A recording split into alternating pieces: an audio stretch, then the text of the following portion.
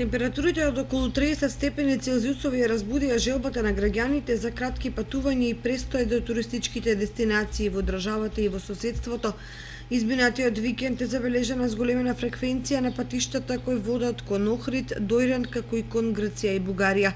Во услови кога водата во Охридското езеро се уште не ја достигнала температурата за пријатно капење, овде посетителите ги привлекуваат специфичните убавини на македонскиот Дубровник и пријатниот амбиент за релаксација и одмор. Во Дојран се повеќе викенд туристи ја започнаа капачката сезона, бидејќи водата последните денови бележи постепено затоплување. Иако пролета е мощно шарена, кога се во прашање временските прилики, сепак почнувајќи од 1 јуни, туристичката сезона на Средоземното море кај нашиот јужен сосед веќе е започната. Нормално ги нема вообичаените гужви карактеристични за шпицот на сезоната, но бројот на срби, македонци, бугари па и на западноевропејци е се поголем. Туристите полека ги менуваат навиките, па наместо во пеколниот јули или август, за уживање во морето и сонцето ги избираат јуни и септември.